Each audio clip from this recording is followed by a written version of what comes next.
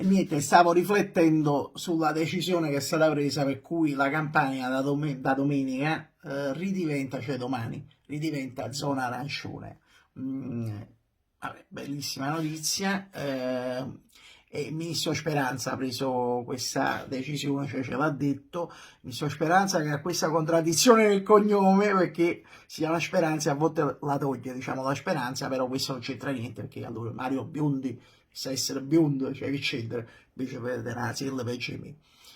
Ministro Speranza, vabbè, approfitto per fare gli auguri, non gliel'ho fatto fino adesso, che è stato riconfermato, quindi le cose vanno bene, quindi abbiamo una bacca all'asciutto e abbiamo una fatechella per un altro periodo. Sono solo felice per te, speri.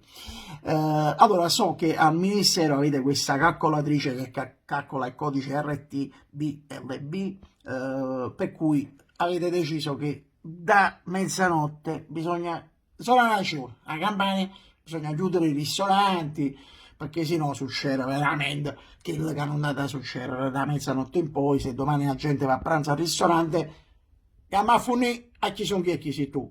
E questo non è giusto, perché noi ci teniamo. E questo deve essere fuori di dubbio, che noi ci teniamo alla salute delle persone. Ma però volevo dire, nel calcolo che hai fatto dei contagi che ci potrebbe essere domani andando al ristorante, che ne so, mettiamo a 100 contagiati in più, di cui 90 asintomatici, e di questo sono d'accordo.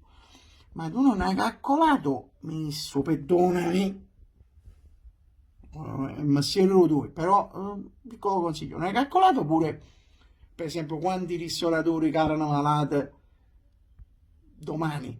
Cioè, perché loro hanno acquistato delle cose, hanno aiutato cose, cioè domenica è un giorno importante, o solo, pure il tempo buono, probabilmente, non lo so, non ho visto in medio, carano malate e 100% sintomatici, perché hanno aiutato cose e ci rifondono un sacco di soldi e già a vacante stanno andando buone cariche.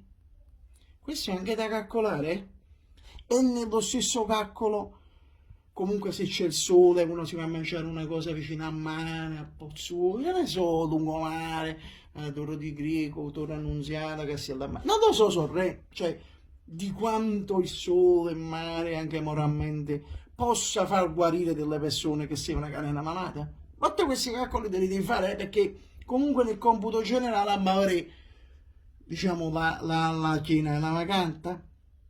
Non lo so, vedi un po', speri, perché secondo me è pure importante a volte, diciamo, il buon senso e aiutare, insomma, i ristoratori a non decidere proprio definitivamente, perché speranza è importante, però c'è anche quel detto che dici di speranza campo, disperata muore, e non vorrei